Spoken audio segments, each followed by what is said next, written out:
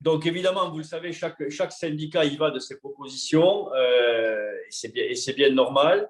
Donc, on a tenu à mettre en avant les 10 propositions qui nous paraissent les plus importantes aujourd'hui si l'on veut véritablement redresser notre système sanitaire. Et encore une fois, on est en état d'urgence.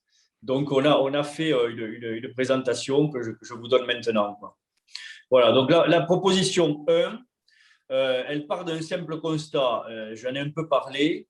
La santé a été la santé libérale, si tu peux remettre la 1, s'il te plaît. Voilà. La santé libérale a été totalement oubliée de ce mandat. Il n'y a pas eu véritablement de politique de santé pour la médecine libérale, puisque ce qu'a fait le gouvernement Macron, ce n'est que d'appliquer la loi de modernisation de la santé de Marisol Touraine. Ils n'ont rien inventé. Vous savez que les CPTS, c'était Marisol Touraine, les assistants, c'était Marisol Touraine, les maisons de santé pluridisciplinaires, c'était Marisol Touraine. Donc, il n'y a pas vraiment de prise de conscience de la nécessité de développer la médecine libérale. Donc, continuité. Cette médecine libérale, elle est cannibalisée, c'est ce que j'ai marqué, par des décisions qui ont été prises sans la participation des syndicats de médecins, et on s'en est ému à plusieurs reprises et on a communiqué là-dessus. Quand vous avez des actes jusque-là pratiqués par des médecins qui passent à d'autres professions et que dans les négociations qui président à la mise en place de ces actes pour les autres professions, les syndicats représentatifs de médecins ne sont pas consultés, ce n'est pas admissible. Donc cette cannibalisation qui diminue de plus en plus le champ d'activité des médecins, ou du moins qui le partagent avec d'autres professions, doit se faire avec la participation évidemment des médecins, et ce n'est pas le cas aujourd'hui. Et puis, il y a une nécessité évidemment de choc d'attractivité pour la médecine libérale. Je rappelle que si l'on additionne les différents financements qui ont eu lieu dans le cadre du Ségur et indirectement liés au Ségur, on est à plus de 30 milliards pour l'hôpital public. Et Olivier Véran a dit que l'avenant neuf avait représenté le Ségur de la médecine libérale, ce qui veut dire que pour lui, 700 millions vaut 30 milliards pour l'hôpital public. C'est évidemment pas satisfaisant. Donc, ce que l'on dit dans cette proposition numéro 1, mais ça ne vous surprendra pas, c'est qu'on désire qu'il y ait un plan Marshall pour la médecine libérale. Afin de mettre en place celui-ci, il faut des états généraux de la médecine libérale. Et quand je dis médecine libérale, c'est tout le champ, tout le prisme de la médecine en libéral, des paramédicaux jusqu'aux médecins. Et ces états généraux, ils doivent durer autant de temps que des solutions ne sont pas trouvées. Donc, ce n'est pas des états généraux d'une journée ou d'une matinée, mais c'est des états généraux qui, s'il le faut, dureront 3 mois, 4 mois, 5 mois, 6 mois, mais qu'on arrive enfin à mettre à plat complètement cette médecine libérale et la relancer pour qu'on puisse réaménager le territoire et amener le soin aux patients comme notre mission le permet normalement. Aujourd'hui, on voit bien que plus ça va, plus ce lien d'amener la médecine aux patients devient de plus en plus lointain et difficile. Donc, dans ces états généraux, évidemment, ce qu'on dit, et on le dit, vous le savez, depuis des années, on demande la sortie de l'ONDAM, de l'enveloppe tarifaire, la revalorisation des pratiques de l'exercice, vous le savez, nous, on cible la moyenne européenne, l'ouverture aux honoraires complémentaires, qui doit se faire avec une notion du temps passé lors de la consultation. Il est évident que pour nous, une consultation de 30 minutes, ça ne vaut pas une consultation de 15 minutes, mais également la prise en compte des motifs de consultation. Quand on voit un patient pour 3, 4, 5 motifs dans une consultation, ça ne doit pas avoir la même valeur que quand on le voit pour un motif. Et tout ça dépendant d'une contractualisation entre le médecin et le patient, c'est-à-dire que chaque acte tarifé, s'il y a par exemple plusieurs actes, doit faire l'objet d'un contrat signé entre le patient et le médecin afin que justement il n'y ait pas d'abus de ce côté-là. Proposition 2, un constat, vous le savez, vous en avez suffisamment parlé dans vos journaux, les ARS ont globalement échoué, même si certaines se sont bien comportées, ont globalement échoué dans la gestion de la crise Covid. Et là encore, la crise Covid n'a été qu'un révélateur de quelque chose que l'on savait déjà. Il n'y a pas de vraie régionalisation. Les ARS étaient partis d'une très belle idée qui était celle de rapprocher l'échelon administratif des mains qui soignent. Et on a vu très rapidement que le jacobinisme est resté et que les ARS vont chercher leurs ordres et leurs fiches de fonctionnement euh, et leurs actions en quelque sorte à Paris et ensuite les appliquent. Donc, ça ne fonctionne pas comme il le faudrait. La démocratie sanitaire, elle est balbutiante et la gouvernance, donc, elle est verticale à la place d'être horizontale. Donc, nous, ce que l'on propose, c'est une suppression des ARS, mais qui doit s'accompagner également d'une suppression des URPS pour les remplacer par des gouvernements régionaux de santé où les représentants des trois pôles, le pôle administratif, le pôle soignant, le pôle patient, sont regroupés en un même lieu. Alors, c'est très symbolique, cette idée de même lieu. Évidemment que dans un même bâtiment, vous n'aurez pas les gens dans la même salle pour tous les problèmes. Mais le fait que le siège de ce qui remplacerait les URPS, le siège de ce qui remplacerait les organismes d'association de patients actuellement et des ARS, soit dans un même bâtiment, force à la transversalité et évite les déconnexions du réel. On pense que si l'administration, si les pôles qui organisent aujourd'hui la santé s'étaient davantage parlé depuis le début de la crise, s'il y avait eu des lieux comme ça de mixité et d'intelligence collective, on n'aurait pas vécu la problématique des masques, par exemple, en début de crise, on n'aurait pas vécu les retards à l'allumage qui ont été le fil rouge de toute cette crise Covid, et on aurait vécu sans doute beaucoup moins de drames. Donc, il nous paraît aujourd'hui très important d'instaurer de vrais lieux de démocratie sanitaire, et le fait de créer comme ça des gouvernements régionaux de santé avec véritablement dans le dur et dans le concret les pôles comme ça qui organisent la santé, qui soient en un même lieu, ça nous paraît éminemment symbolique et concrétisant cette nécessité de transversalité. Proposition 2, 3. Les déserts médicaux, évidemment. La France des déserts médicaux et de l'inégalité d'accès aux soins. Le constat, c'est que, et globalement, les politiques ne le voient jamais sous cet angle, il n'y a pas un désert qui ressemble à un autre désert. C'est ce que j'appelle la France puzzle. C'est-à-dire que chaque désert, c'est comme une empreinte digitale. Si vous ne trouvez pas exactement la pièce qui va aller s'emboîter parfaitement dans ce type de désert-là, vous n'arrivez pas à le résoudre. Et toute la difficulté et la complexité de ce dossier est là. Or, on voit bien qu'il n'est regardé qu'en macro. On voit bien que les politiques ne regardent que 1, 2 ou 3 modèles de résolution des déserts, sans avoir à l'esprit qu'en fait, ils sont tous différents. Donc, la proposition que l'on a, c'est d'abord, de faire grande cause nationale l'aménagement du territoire et de l'égalité de traitement par la République. On sait qu'il y a des territoires qui ont été abandonnés par la République avec une sortie complète de tout ce qui représente non seulement l'administration, mais également les services de l'État. Donc ça, il faut qu'on arrive à réaménager et que l'État réinvestisse dans ces différents territoires. Un désenclavement économique, une lutte de l'isolement géographique, comme vous a dit, des infrastructures routières, le transport, un désenclavement numérique, un réinvestissement territorial des services de l'État, je vous en ai parlé.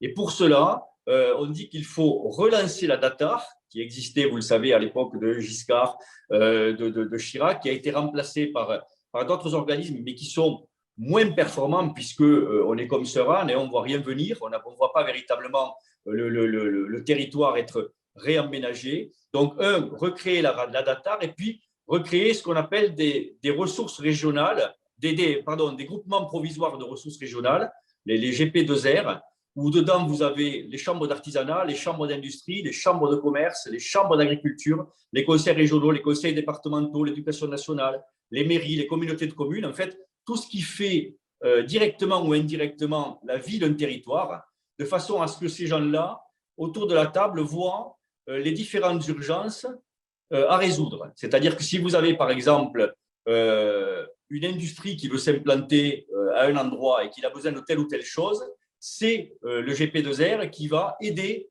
à cette implantation. Si vous avez une nécessité de désenclavement numérique, pareil. Si vous avez une nécessité de désenclavement routier pour tel ou tel point, pareil, etc., etc. Et ces GP2R, ils ont une durée de vie de 3 ans. C'est-à-dire qu'on les met en place pour 3 ans et il y a une obligation de résultat. Cette obligation de résultat et le fait que ces GP2R soient mis en place que pour 3 ans doivent montrer l'urgence à résoudre la situation. On ne peut plus aujourd'hui imaginer de continuer à vivre ce que l'on vit, c'est-à-dire que, et j'en ai déjà parlé à d'autres reprises, que sur des territoires de France aujourd'hui, non seulement il y ait de l'inégalité d'accès aux soins, des inégalités sociales en santé, mais qu'il y ait des Français qui simplement aient peur de vivre. Ça nous est insupportable que dans certaines banlieues difficiles, que dans certains territoires d'hyper-ruralité, des Français aient peur de vivre parce qu'il y a une telle désertification médicale et paramédicale que quand ces gens arrivent à un certain âge, s'ils ont une pathologie chronique qui potentiellement peut créer des décompensations, ben, ils préfèrent quitter le territoire parce qu'il y a un danger à y rester, puisqu'ils savent qu'ils ne peuvent pas être pris en charge en temps nécessaire à une bonne qualité de soins et pour éviter une issue dramatique. Proposition 4. Voilà. Donc, la 5. Voilà. Proposition 4. Le constat, la Covid, pour le coup, a montré qu'on pouvait détruire ce dont je vais vous parler, qui est le fait qu'on a un cloisonnement entre l'exercice libéral et l'exercice hospitalier. Or, on voit bien que la crise démographique est dans les deux secteurs. L'hôpital vit une grave crise, un effondrement, et la médecine libérale vit également une grave crise. On est en train de chercher une solution dont va vous parler Henri Guérini, qui vise à abattre ce mur qu'il y a entre l'hôpital et la ville, en interfaçant les exercices de la médecine de ville et de la médecine hospitalière pour faciliter le fait qu'un médecin de ville puisse aller donner un jour de son temps à l'hôpital public pour résoudre la problématique que l'on connaît depuis maintenant quasi 10 ans, qui est celle que 30% des postes de praticiens hospitaliers sont aujourd'hui vacants. Et vous avez tout le problème de l'intérim, du coût pour l'hôpital, de la baisse de la qualité de soins, etc. Donc, on dit qu'il faut favoriser le fait qu'un médecin généraliste ou spécialiste puisse, une journée par semaine, aller exercer à l'hôpital, et de la même façon qu'un médecin hospitalier puisse aller exercer en ville dans des zones démographiquement déficitaires. Henri, si tu veux bien leur parler de cette solution, je te passe la parole et puis je reviendrai ensuite pour les points suivants. Merci Jérôme. Est-ce que vous m'entendez correctement? Oui. Oui, c'est bon. Jérôme? Oui, c'est bon, tu peux y aller. Parfait, écoutez, on va passer le diaporama. Ok, parfait. Donc voilà, le constat vient effectivement de ce désert médical qui n'est pas un désert médical uniquement dans des zones abandonnées par l'État, c'est aussi un désert médical, vous voyez au centre de mon diaporama, qui est dans les hôpitaux, des déficits parfois dans les gardes, faute évidemment de médecins, et d'une problématique qui concerne donc les trois grandes structures qui régissent et organisent la santé sur le territoire. Donc on va parler d'abord des médecins de ville et les médecins en CHU. La problématique, diapo suivante, c'est que tous ces médecins sont en burn-out, que le prix de la consultation et les honoraires en secteur 1 sont au plus bas d'Europe, et que le moral de la profession, vous le savez tous, n'est pas au beau fixe dans ces conditions. Bien sûr, diapositive suivante. Il est impossible d'inciter et encore plus impossible de contraindre les médecins à aller dans les déserts médicaux qui sont abandonnés par l'État, tout comme les médecins et les soignants le sont actuellement. Et c'est pareil pour donc les déserts médicaux, les hôpitaux, on vous l'a dit, 30% des postes ne sont pas pourvus, et la difficulté également dans les gardes et dans les urgences de nuit. L'assurance maladie est en déficit chronique, et là ça s'accentue, vous avez vu les tests et tout ce qui va venir.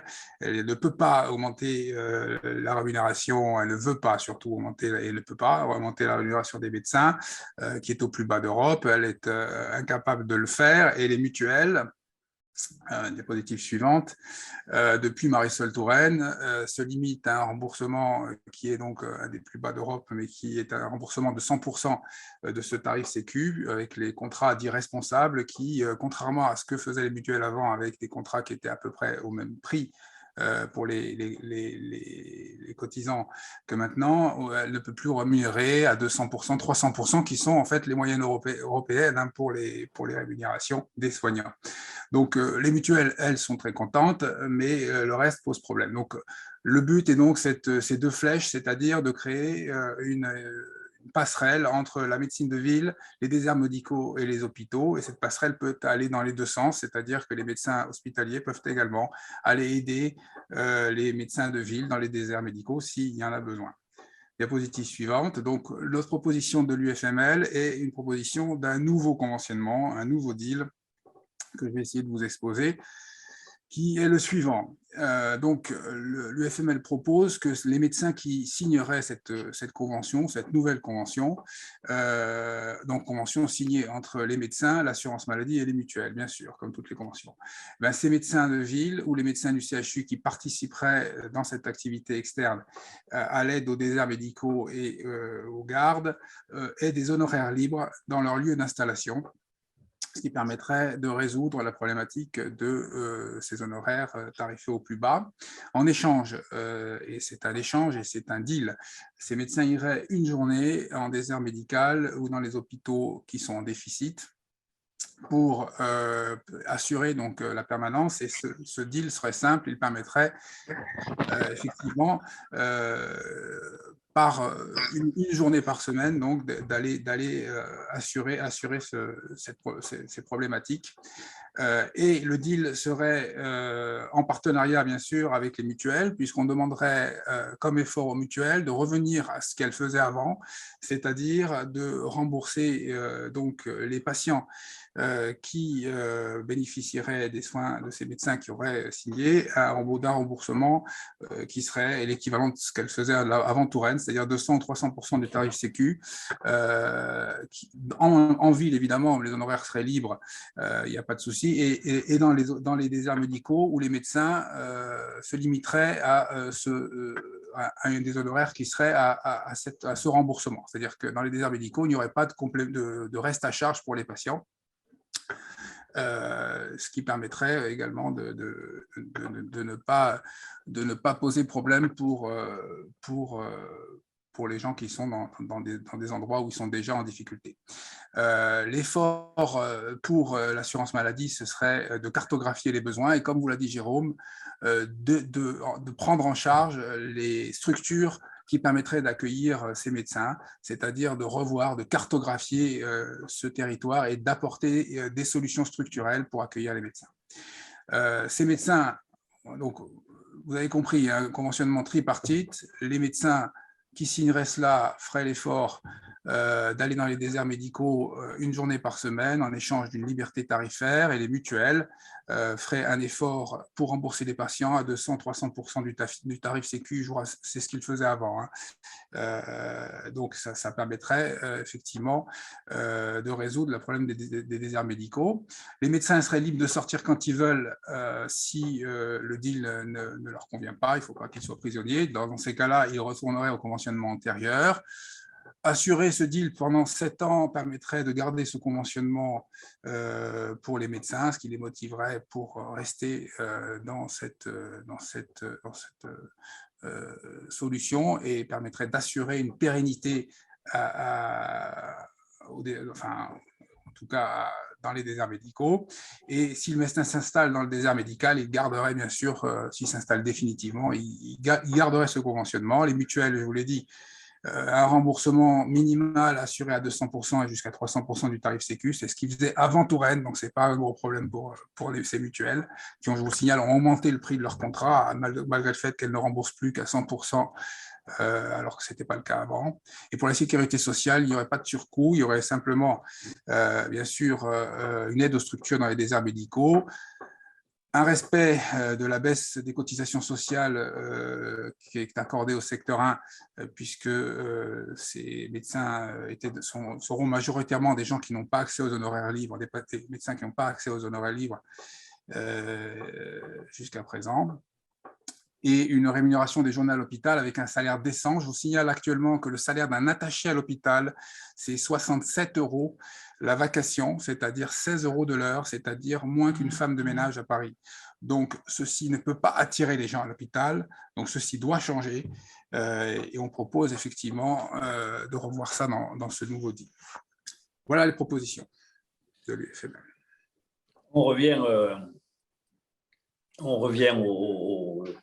au PowerPoint précédent. J'ai vu les questions de Mme Renaud.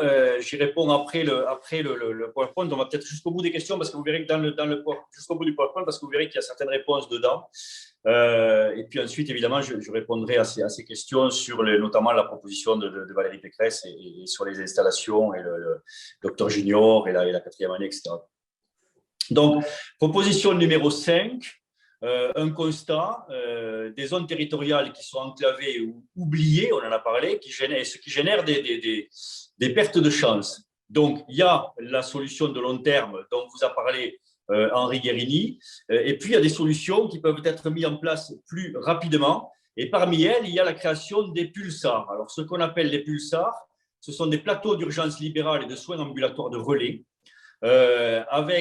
qui sont en quelque sorte des centres d'urgence libérales, mais par centre d'urgence, attention, ce sont des centres d'urgence très équipés, avec scanner, avec IRM, avec plateau de biologie. Ce n'est pas la maison d'urgence où vous avez des médecins qui vont faire des points de suture et uniquement et voir la petite urgence sans bénéficier de cet appui. C'est un mix entre le centre hospitalier et le cabinet médical, très équipé, évidemment en lien étroit et numérique avec les structures hospitalières privées ou publiques.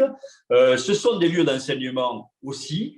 Et puis, évidemment, ils peuvent être reliés ou en son sein recevoir une maison médicale dans certains territoires. On peut très bien imaginer que le pulsar soit installé avec une maison médicale en son sein. La cible, évidemment, c'est la ruralité, c'est les territoires où il y a des déserts hospitaliers, publics ou privés. Vous savez qu'on a fermé quantité de centres hospitaliers généraux. Vous n'êtes pas sans savoir qu'il y a eu quantité de regroupements de cliniques avec des fermetures de petites cliniques et des grosses structures qui se sont montées. Et ça a agrandi les trous du Gruyère. Et donc, à des déserts qui étaient des déserts uniquement de cabinets médicaux, on a aussi maintenant des déserts hospitaliers avec donc des gens qui sont très loin des centres d'urgence et une embolisation des urgences par un grand nombre d'entrées de patients.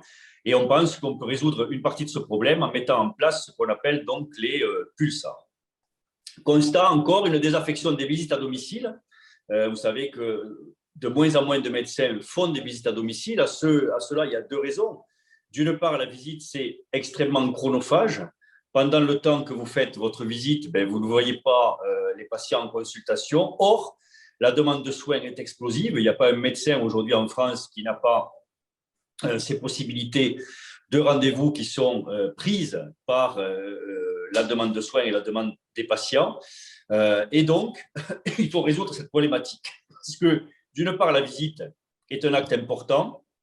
Donc, il faut qu'on continue à pouvoir avoir des médecins qui se déplacent au chevet des patients. Et d'autre part, il faut voir tout le monde. Donc, on ne peut pas accepter que des patients soient isolés du soin. Donc, ce que l'on propose, c'est que l'on ouvre l'utilisation du bon transport, l'utilisation du déplacement du patient en ambulance ou en VSL au cabinet du médecin, comme pour tout spécialiste. Le généraliste ne doit pas être la seule spécialité où les médecins ne se déplacent pas pour aller voir le médecin spécialiste. Et donc, un médecin généraliste doit pouvoir faire un bon transport pour que le patient puisse se déplacer à son cabinet en VSL ou en ambulance. Et ensuite, pour que le médecin généraliste puisse se déplacer au chevet du patient quand celui-ci n'est pas transportable, il faut revaloriser de façon très nette la visite à domicile, c'est-à-dire la mettre à 100 € puisque cela correspond à 4 G. Or, le temps de visite est évalué à peu près à 1 heure. Et en une heure, vous voyez globalement 4 patients dans votre temps de consultation. Le constat, la réforme, alors vous allez voir, on va vous parler donc de la réforme de la PACES devenue PASLAS et puis de l'internat.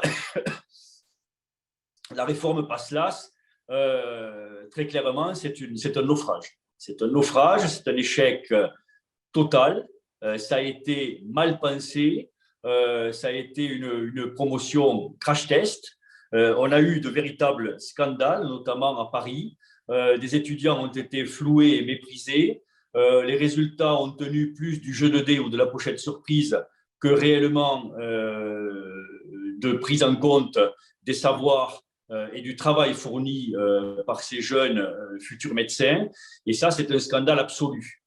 Vous savez qu'à Paris notamment, il y a eu 2 oraux qui ont duré 10 minutes, qui n'ont même pas porté sur des questions médicales et qui ont compté pour 72% de la note du concours de première année. Ça, c'est de l'examen de première année, c'est une aberration des plus totales. On a des remontées terrain aussi qui montrent qu'un certain nombre de personnes sont passées plus à la tête du client que véritablement sur les savoirs. Donc là où il y a une perte de l'anonymat qui est extrêmement dangereuse et totalement inadmissible dans des études médicales. Donc ce que l'on propose, c'est d'abolir la réforme actuelle de la première année, de revenir à une autorisation du redoublement, puisque vous savez que la réforme actuelle interdit le redoublement, ce qui crée évidemment une difficulté encore plus importante et notamment un stress extrêmement important avec cette espèce de truc abracadabrantesque d'aller ensuite repasser par une passerelle en ayant fait 2 ans ailleurs, etc.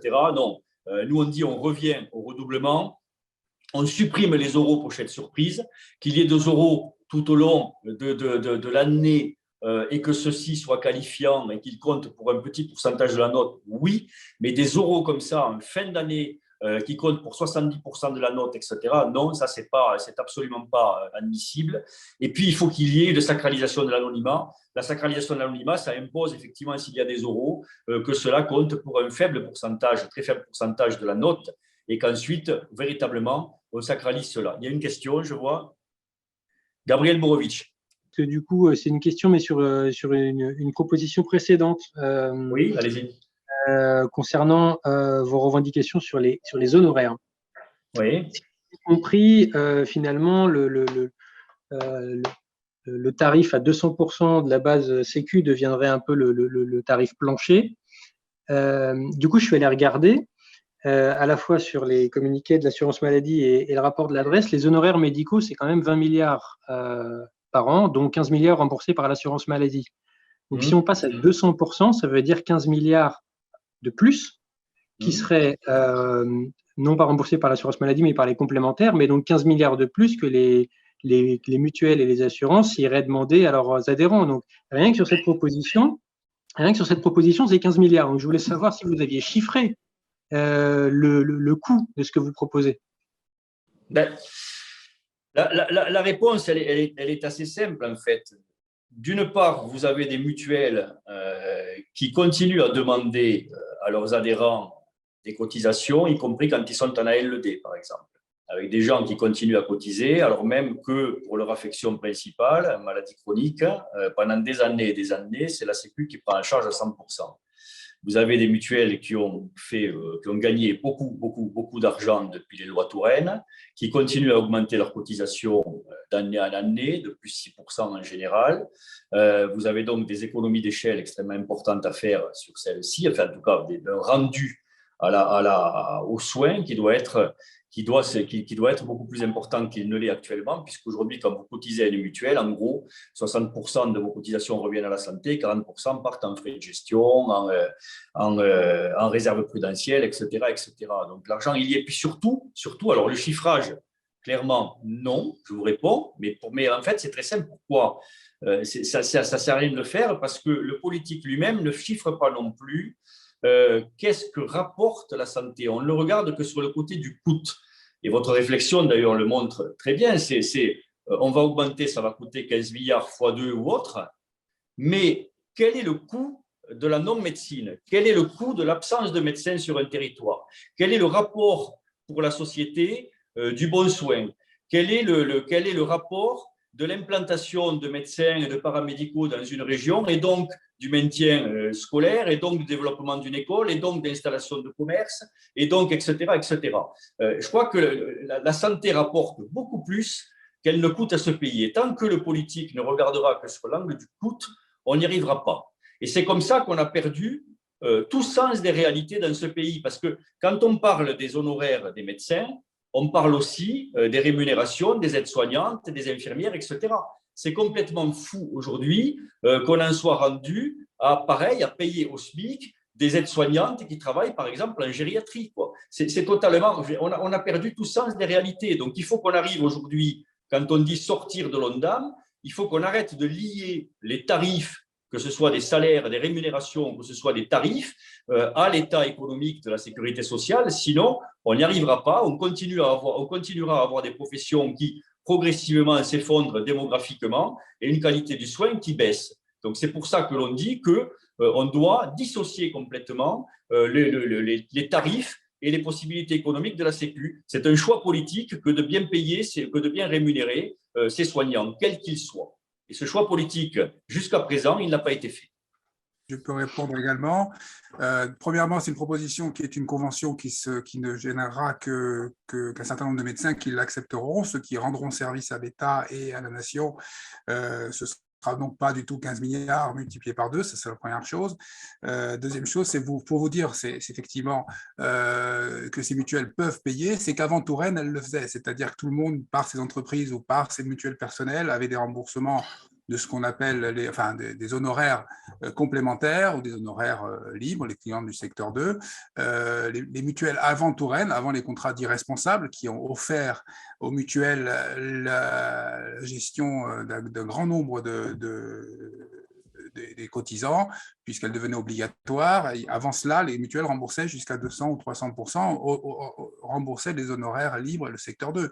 Donc, vous voyez, il n'y aura pas un grand changement, premièrement, et ce seront les mutuelles qui les assumera et non pas l'État. Donc, ce ne sera pas 15 milliards pour l'État, et ce seront seulement les médecins qui auront signé cette convention qui pourront accéder à des honoraires naissants. Vous avez fait une très bonne remarque. Vous remarquez que ces 15 milliards ne peuvent même pas rémunérer médecins français à plus de 23 €, 25 € la consultation pour un généraliste, qui est le plus bas de ce qu'on peut faire, et 67 € la vacation pour un médecin hospitalier qui vient comme attaché une matinée par semaine rendre service à l'hôpital. Donc vous voyez que de toute façon il y a un problème et que le faire assumer par les mutuelles, ce qu'elles faisaient avant, ne posera à mon avis aucun problème pour ceux qui accepteront de signer cette convention.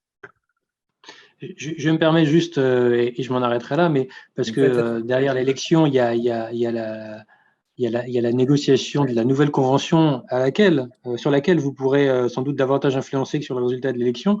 Et donc, si je comprends bien, c'est ce que vous porterez face à Thomas Fatome ou à celui ou celle qui prendra sa place au moment de cette convention. C'est ça que vous voudrez négocier, mais ça voudrait dire qu'il faudra qu'il y ait aussi les complémentaires autour de la table. Il faudrait, dans l'absolu, alors vous savez qu'ils sont sur l'idée de grande sécu, chaque candidat y va un petit peu de ces choses-là. Très clairement, à l'UFML, on n'y croit pas, quoi, hein. On ne croit pas que les politiques vont s'engager dans une espèce de disparition des mutuelles, même si on transformait celles-ci de complémentaires en surcomplémentaires. Ça nous paraît quelque chose d'un peu… ça serait peut-être très bien, on n'en sait rien, mais enfin, très franchement, les politiques n'ont pas fait preuve d'un immense courage s'agissant du secteur sanitaire jusqu'à aujourd'hui, et ils ont plus besoin encore des mutuelles et des assurances que nous. Donc, il nous étonnerait qu'il y ait qu'ils les affrontent bien en tête. Voilà. Donc, on cherche des solutions un petit peu de travers pour réinjecter à la fois de l'économie, mais également du pouvoir, en quelque sorte, des mutuelles dans l'organisation du soin. Mais il faut que ça se fasse avec les mêmes règles que l'assurance maladie. Après, sur la réflexion d'Henri, oui, elle est… N'oubliez pas ça, c'est que là, sur cette proposition-là, ça ne touche que la partie zone en grand déficit démographique et les hôpitaux qui sont en manque véritablement de monde. Donc, ce n'est pas tous les médecins, c'est les médecins qui rentreraient dans cet exercice-là. Votre remarque est tout à fait judicieuse. Vous voyez bien que les mutuelles rentrent dans le jeu des futures propositions, puisqu'on parle de surcomplémentaire, en gros le retour à ce qui était avant, car effectivement la Sécu ne peut plus assumer ce qui nécessitera, c'est ce qui est forcément dans le futur une revalorisation des soignants. Elle ne peut plus, donc elle parle maintenant, vous avez vu dans les projets de grande Sécu, de surcomplémentaire. Nous, on veut simplement que les complémentaires jouent le jeu et reviennent à des choses qu'elles savaient faire avant. Proposition numéro 8 qui concerne donc le deuxième et le troisième cycle des études médicales. Le constat, c'est que, vous le savez, il y a encore des directions, et malheureusement assez nombreuses, qui ne respectent pas la loi, avec des internes et des externes qui font beaucoup plus d'heures que ce qu'ils devraient, des conditions d'exercice qui sont encore très difficiles dans certains lieux. Vous l'avez vu régulièrement, il y a des photos de ces chambres d'internes avec des conditions qui sont indignes par rapport au rôle et à la responsabilité de ces jeunes. des conditions, on va dire même nutritives, qui sont absolument scandaleuses. Donc, la proposition que l'on fait, c'est la mise en place d'un contrat pluriannuel d'objectifs et de moyens, un CEPOM, vous savez, ce qui existe déjà dans le secteur sanitaire, privé ou public, pour les hôpitaux et pour les directions cliniques. Donc, des CEPOM entre les directions hospitalières universitaires et les syndicats d'étudiants. Il s'agit de syndicats d'externes ou d'internes, de l'ISNI ou de la NEMF, basés sur le respect des temps de travail, la définition des missions des externes et des internes, les conditions de travail et d'accueil. Et ces contrats pluriannuels seraient revus par les deux parties de façon évidemment pluriannuelle, avec un résultat rendu public à chaque fin d'année universitaire. Ce qui oblige, en quelque sorte, les directions à s'engager contractuellement sur ces conditions d'accueil, sur ce respect des horaires, etc., avec une signature bipartite de ces CEPOM. Numéro 9, un constat, pénurie d'installation, encore une fois, sur de nombreux territoires, qui relève là aussi de solutions immédiates. Une des solutions immédiates, c'est qu'on fournisse des médecins, là, maintenant, tout de suite, dans ces déserts médicaux. Et donc, on propose que les retraités qui sont des retraités actifs bénéficient d'une défiscalisation totale de leur exercice effectué en tant que retraités actifs en zone déficitaire. Proposition numéro 10, même constat.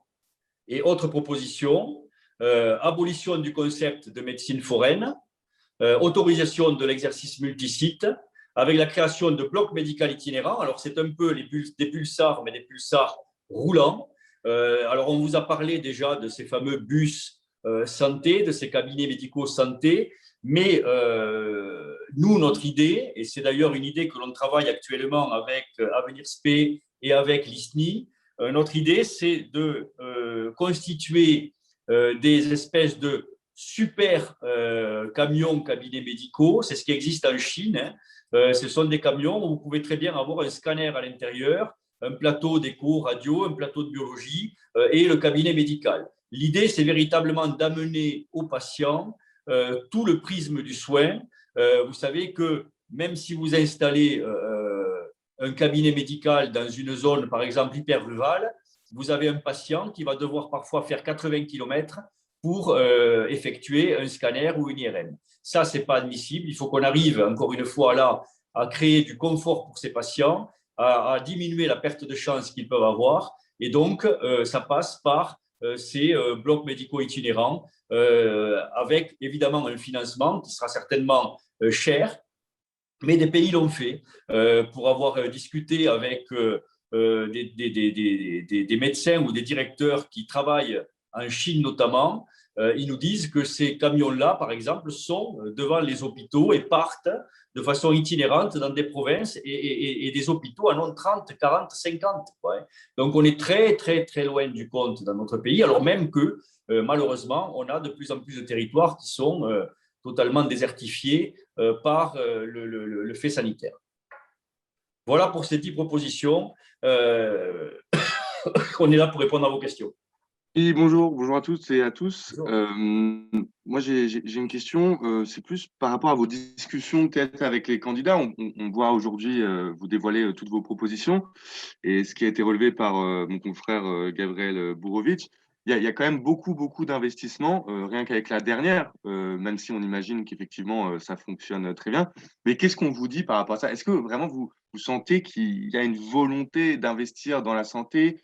Que ce soit une grande cause d'un futur quinquennat, ou est-ce que vous êtes face à, je dirais, une forme de libéralisme qui dit oui, on va investir un petit peu par-ci, par-là, on va attendre que ça va. Est-ce qu'il y a une vraie volonté de la part des candidats que vous voyez?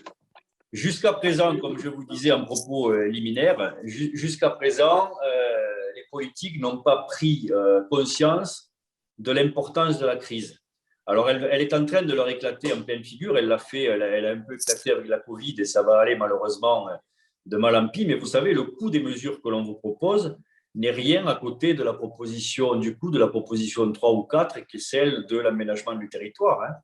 Si on veut véritablement aménager le territoire, si on veut véritablement arrêter avec les inégalités de fait devant la République, ça va coûter très cher. Mais ça peut pas être, c'est une problématique qui ne peut pas être évacuée. On ne peut pas continuer à avoir 2, 3, 4 France, quoi. Donc, il faut qu'on arrive à créer de l'égalité. Cette égalité, elle a un coût. Le problème, si vous voulez, c'est que pendant des années, on a mis le problème dans la poche et le mouchoir dessus. On a fait de la cosmétique et que maintenant, il faut qu'on en arrive à de véritables réformes systémiques, à remettre tout à plat, à oser des choses. Et ça va avoir un coût, mais le rapport de ces choses-là sera beaucoup plus important à moyen terme et à long terme que le coût engendré à court terme. C'est toujours un problème de choix politique, quoi. On n'a pas fait véritablement de choix, si ce n'est depuis l'ONDAM en 96, de considérer la santé comme un coût, et on voit où ça nous a mené. Je veux dire, la place de la France au niveau sanitaire aujourd'hui n'est pas la France qu'elle devrait être en tant que 5e ou 6e puissance mondiale, quoi. C'est pas possible de continuer comme ça. On ne peut pas imaginer continuer à avoir des hôpitaux qui ont un tiers de leur personnel soignant qui est en permanence. Enfin, vous savez que le taux d'absentéisme est entre 15 à 20% en permanence, que 30% de postes sont vacants pour les PH, que la perte de sang, c'est partout. On ne peut pas continuer comme ça. Et puis on ne peut pas continuer à avoir des Français qui ont… Je donnais cet exemple dernièrement à une des candidates, vous aurez compris qui, mais comme c'est officieux, je ne peux pas vous le dire officiellement, mais à la présidence de la République, sachant qu'on n'a pas vu les extrêmes, donc vous voyez qui c'est. Je lui disais, j'ai eu l'exemple moi-même au cabinet médical d'un patient qui m'a montré un rendez-vous qu'il avait pris en dermato qui était dans 3 ans. Je ne le croyais pas, personnellement. Il m'a montré le papier, il avait rendez-vous dans 3 ans. D'accord? Et la moyenne aujourd'hui, en Midi-Pyrénées, là où je me trouve, Nouvelle-Occitanie, mais ex-Midi-Pyrénées, pour une consultation en dermato, c'est 1 an, quoi. C'est 1 an. Est-ce qu'on va continuer comme ça longtemps? Je veux dire, si on ne passe pas, si vraiment on ne fait pas le boulot d'exploiter son réseau personnel et de forcer un petit peu, de tordre le bras du spécialiste, on a des durées qui sont terribles, quoi. Terribles. Donc, c'est un truc qui est en train de s'effondrer et il faut qu'on arrive à redévelopper impérativement la médecine libérale parce que, et vous le savez, le propre de la médecine libérale, encore une fois, c'est d'amener le soin au patient, et pas le patient au soin comme le fait l'hôpital ou comme le font les hôpitaux privés. Or, on oublie trop souvent de dire que l'hôpital, c'est 1% des patients, quoi. 99%, c'est la médecine libérale, généraliste ou spécialiste. Donc, on ne peut pas, pour 99% des patients, laisser 75% de ces 99% de patients avoir des difficultés à trouver un rendez-vous avec un médecin. C'est plus possible. Oui, ça a un coût, mais la problématique vaut largement ce coût. Oui, oui, vous m'entendez? Oui, très bien. Oui, oui, bonjour, Véronique Consigliere pour le quotidien médecin. Je voulais bien comprendre la proposition sur l'idée d'un conventionnement d'un nouveau type avec la possibilité de vacation à l'hôpital. À quel niveau de rémunération vous estimez ces vacations hospitalières et dans quel type de service elles pourraient s'exercer? Est-ce que c'est aux urgences? Est-ce que c'est dans d'autres services? Est-ce que vous pouvez un peu préciser cette partie de la proposition, s'il vous plaît? Je réponds, Henri, si tu veux. Pour la partie hospitalière, dans quel service? C'est là où il y a des manques. On peut très bien imaginer que c'est un cardiologue libéral qui va exercer, qui va aller remplacer en quelque sorte un poste vacant de praticien hospitalier en cardio ou autre. Ça peut être un généraliste qui va aller remplacer en polyvalent à l'hôpital public, etc. Et la rémunération, c'est la rémunération de l'hôpital. Ce n'est pas une rémunération là supérieure pour cet acte-là. La rémunération supérieure, elle est par le fait que dès l'instant où vous vous engagez justement à aller exercer et remplir en quelque sorte les trous vacants qu'il y a à l'hôpital, vous bénéficiez à ce moment-là des honoraires complémentaires et donc du passage en secteur 2 dans votre activité en médecine de ville. Par contre, effectivement nous sommes, nous, en tout cas, choqués par la rémunération actuellement d'un attaché à l'hôpital. Ça, je voulais exposer. Ça, si on fait un nouveau deal, c'est-à-dire un nouveau conventionnement, je pense que l'hôpital pourra décemment essayer de changer cette donne, parce que sinon effectivement, les médecins généralistes iront plutôt rendre le service dans les déserts médicaux, ce qui est très bien, que dans les hôpitaux. Donc, aux hôpitaux également, de trouver une négociation pour réhonorer un tout petit peu la rémunération des attachés. Mais ça, c'est une problématique de négociation au cas par cas. C'est ce qu'on souhaite. Et je pense que ce conventionnement permettra de réouvrir la discussion.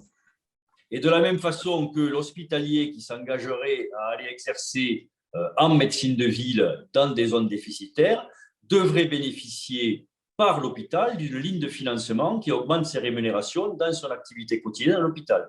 C'est la même chose. Et ça, il le perd s'il arrête son activité avant 7 ans, comme vous l'expliquez Henri, mais s'il fait 7 ans comme ça d'exercice dans des zones déficitaires à côté de son activité hospitalière, il garde son avantage en quelque sorte après, définitivement, après ces 7 ans.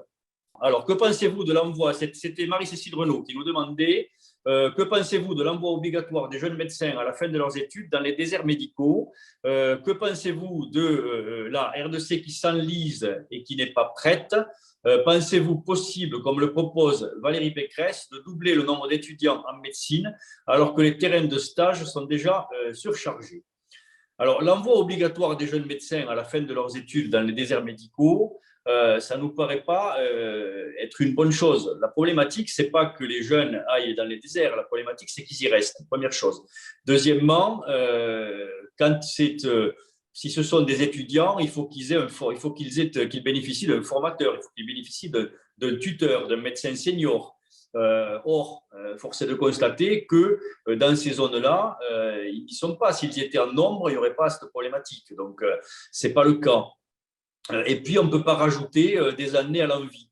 Moi, je fais partie, l'UFML, excusez-moi, ce n'est pas moi, mais on ne pense pas que rajouter des années aux années soit une bonne chose et que l'on continue à calquer en quelque sorte la durée de l'exercice à l'hôpital pour des internes ou des externes sur les besoins de l'hôpital ou les besoins de la situation du moment soit une bonne chose. Il faut d'abord penser à l'avenir de ces jeunes et à la médecine qu'ils vont appliquer. Donc, encore une fois, la problématique des déserts, elle est tout à fait pluripolaire et elle dépend de cette prise de conscience-là. Le désert que vous avez au centre de la Lozère, dans une zone hyper rurale, ne ressemble pas du tout au désert que vous pouvez avoir, j'en sais rien, moi, dans des quartiers de Roubaix, qui ne sont pas les mêmes que vous avez à Rouen-Velin, qui ne sont pas les mêmes que vous avez dans le 16e arrondissement à Paris, etc. etc. quoi. Tout est différent. Donc, il faut regarder ça sur une compréhension globale et vous ne pouvez pas le résoudre si vous ne mettez pas autour de la table les différentes professions ou les différents les différents acteurs de ces bassins qui sont à la fois des bassins industriels, des bassins économiques, des bassins d'emploi, etc., etc. Donc, à Valérie Pécresse, juste une chose, mais ça, je vous demanderai de ne pas le traduire parce qu'on l'a effectivement rencontré, mais de façon officieuse. On lui a dit qu'on ne croyait pas à la solution de doubler les étudiants en médecine aussi, puisque oui, les terrains de stage sont surchargés et vous avez raison de dire ça. Marie-Cécile Renaud, la médecine, c'est un compagnonnage, on a tendance à l'oublier. Et pour bien former, pour bien soigner, il faut bien former. Et pour bien former, il faut que l'on ait des formateurs et que ce ne soit pas la foire. On ne peut pas imaginer un seul instant qu'au lit du malade, expression consacrée, on est 12 à 15 externes ou internes dans une même chambre à un même instant. Ce n'est pas possible.